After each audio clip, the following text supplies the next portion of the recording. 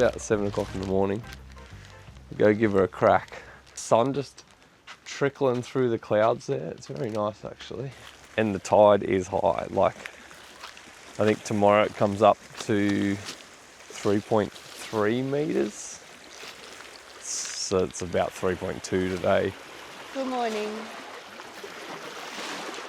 Michael has some app that last night was saying today at this time was like 3 out of 3 fish.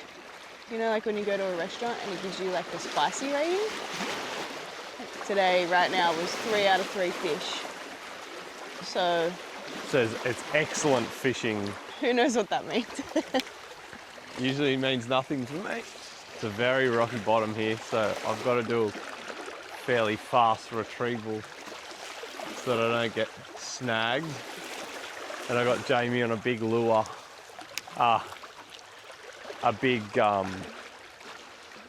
float, so it keeps everything up and out of the water, or off the bottom. Excuse me.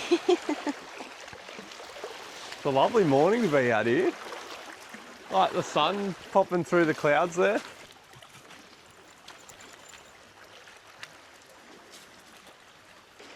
Out. Out. Fishing with the float, you got to sort of keep an eye on the float. You won't feel a bite as quick because it's like got to pull the float line out of it before you feel. So you just got to sort of watch it. You'll see it dip under. It'd be more of a like, choo. You got a fish on. So do I. Oh! This is a big flathead. This is a big flathead.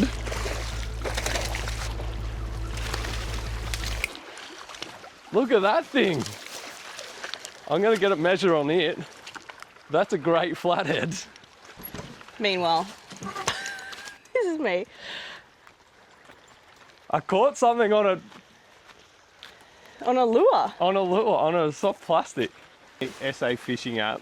I gotta look up flathead, see the size, because we're just new here. So click on flathead. So Gulf St. Vincent, no, we're all other waters. So over 30 centimeters we can keep. Look at that, that's gone 52. That's a good fillets in there. Yes. How good's that? That was a mad little catch. I was worried about Jamie catching something then. And I had a 52 centimeter flathead. Hit my soft plastic. Soft plastic's still in good nick, so that's good too. Hooked him directly in the mouth. And then I've just got him in the bucket there. I've cut his gills and just bleeding him, so should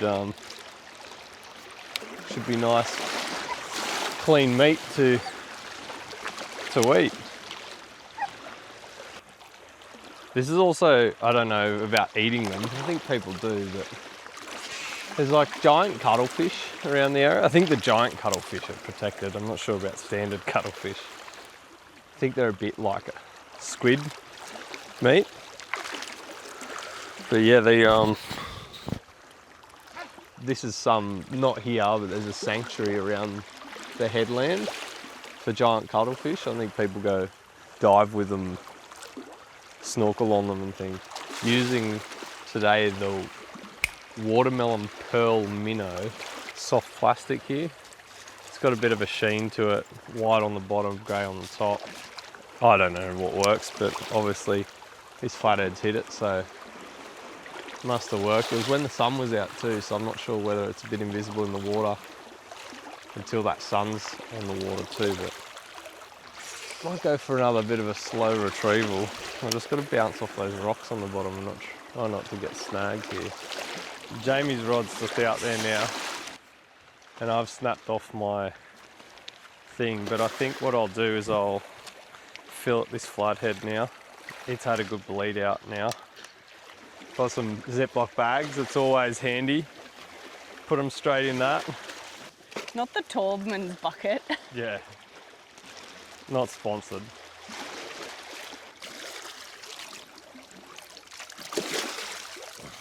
I'd say that's a pretty decent flathead.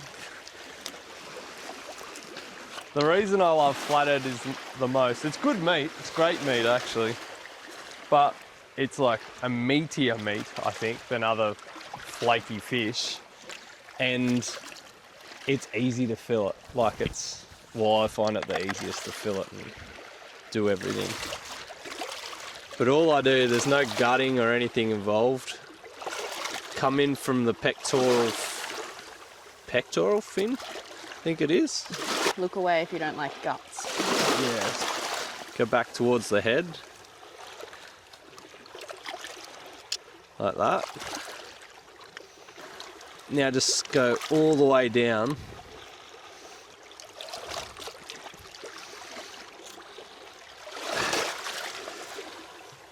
The spine, like that. And stop just before you get to the tail. Flip it over. There's going to be like rib bones along there too. We'll cut them out soon. I'm going to have to squat in the water. Now you want it on flat surface as possible. You just cut in along the skin and use the fish itself to slide along the skin. Sort of angle your knife downwards.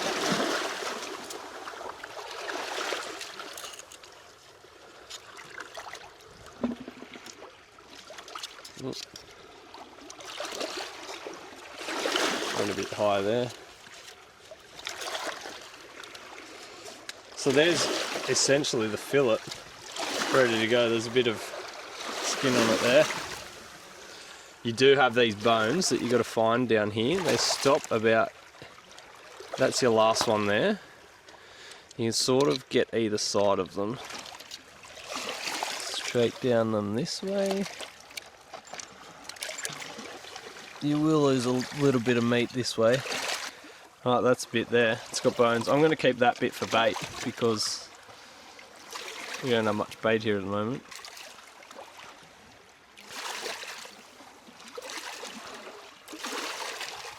I think that's all the bones. That's your fillet. It's a fair meal for someone. That's exactly how you'd buy it at the shop.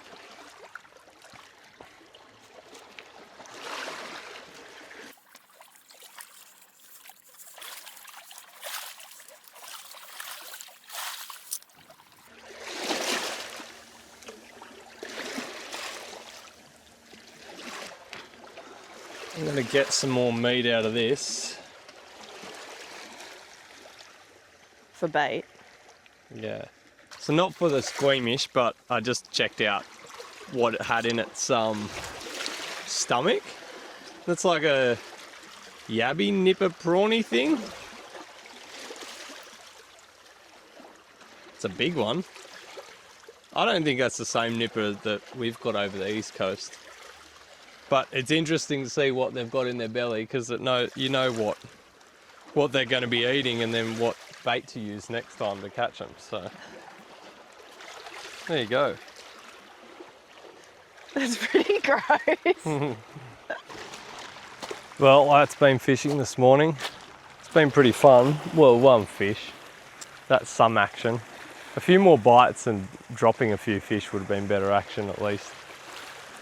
I'm going to leave this one out here just with a bit of bait on it and keep an eye on it, but otherwise I'll go have a coffee and some brekkie.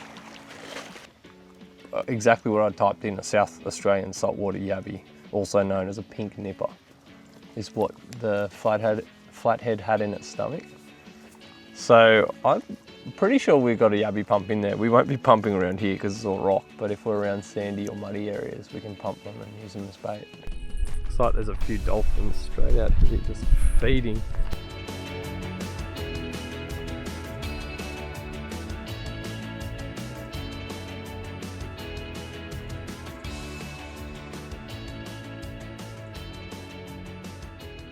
So I was checking out the battery monitor. It's a very sunny day here. We should be putting in a bit more than what it was saying. I was like, I'm just going to do a quick run around. This is what it pays to have a look. So this is the negative wire here for the charge to the batteries, and it was all burnt here. I've got to be careful with that. I don't want to short anything out. It pays to go around and tighten up all your connections. I did give these a tighten up the other day, but I'd say a bit more jiggling around and a bit of heat it's producing a lot at the moment. So, all right, I'm going to get all this stuff out and isolate, and then work out what's going on. Okay, switch that off. That's off. This is all off.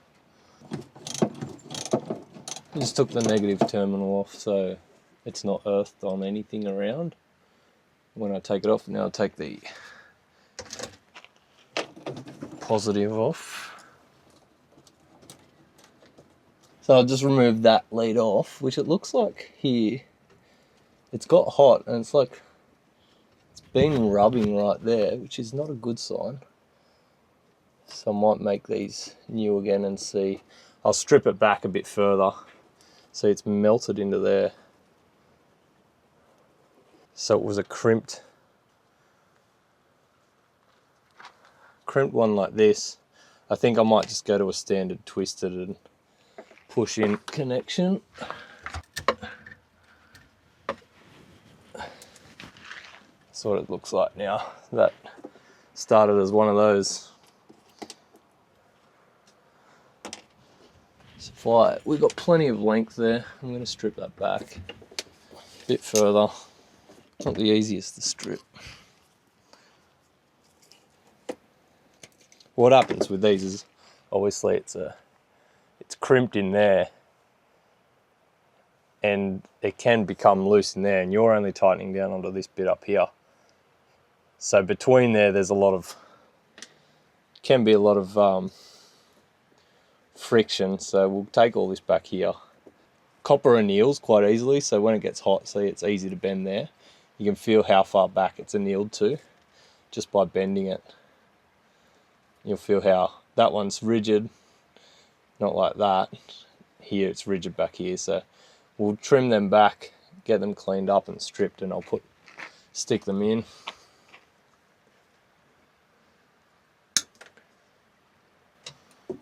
While I'm here, I might just check the wires coming from the solar side as well. They're all isolated from here. Yeah, they're all fine because they're a twisted connection like that. This is all stuff you want to be checking. Like in a house, you've got these similar connections and setups, but the house isn't constantly moving. You're not going on Earth. You're not having earthquakes every day. This is going over corrugations. Most days we travel and it's putting it through its tests. So this will it's good to just keep an eye on everything, give it a twist up and a fix, and catch these things before they become possible fires. Or that copper still looks annealed there. Just going to take it back a bit further. You can see the different colour there. So now we're back here.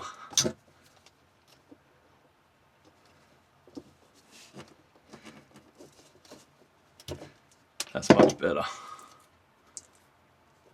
Let's get this all up and in there. Always give your connections a firm pull test too. Alright, so I've just put them back in here and tighten them all up. Give them one extra firm one. Now we can put everything back in, and then we'll make sure that we're getting volts again. Just double check that connection feels alright. That one's it's a little bit dodgy.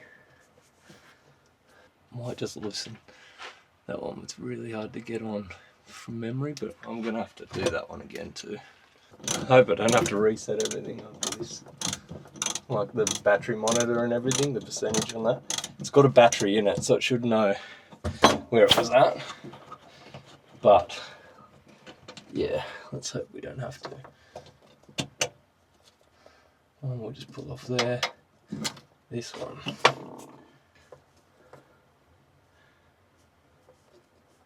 Just want to clamp that down a bit better.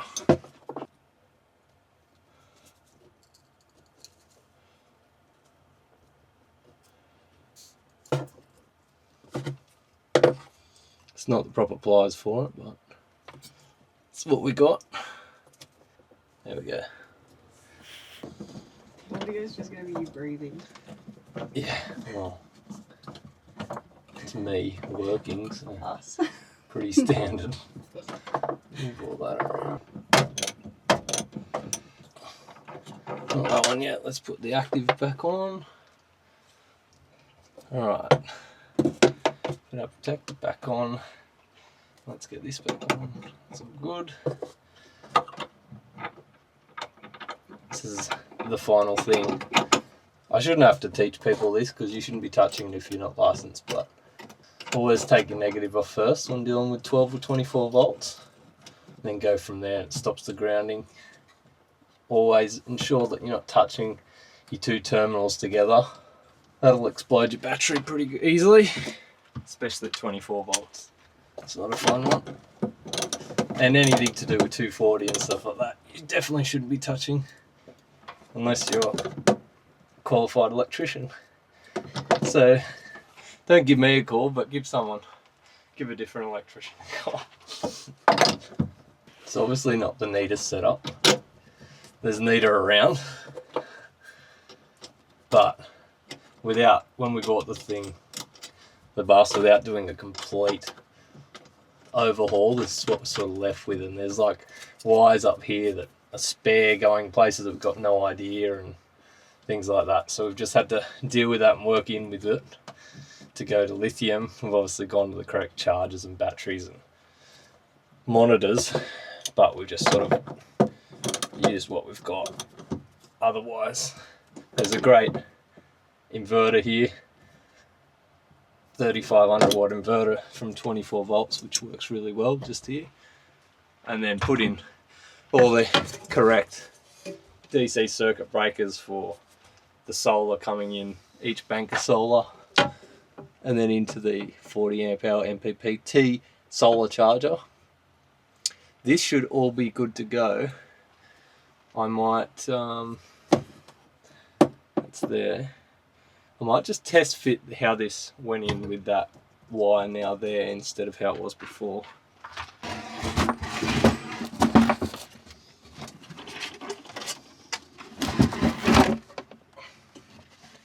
Oh,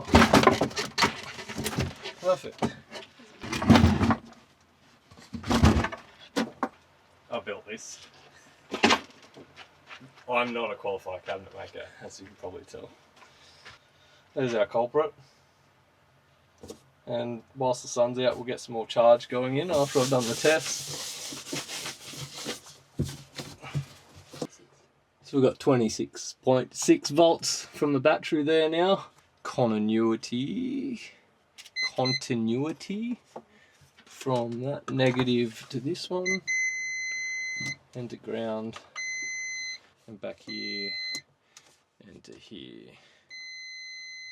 Okay, that's all good. With what sort of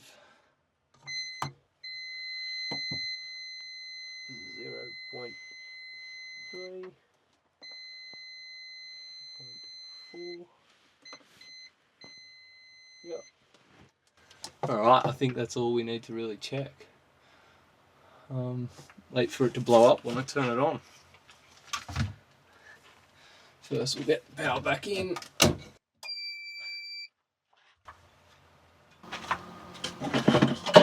So this is our prehistoric but very good system. It's currently at 26.6 volts coming in from the batteries, and then it'll output some 240 soon, hopefully, when I turn it on. 230.5 amps. That's the time. Alright. Is that the aircon just turned on? We better turn that off. Let's go one. Let's get it on. It'll have PV come up here. 2, 3. Good. Got some charge. This will start bumping up the voltage here. Once it's worked out, yep, 26.7.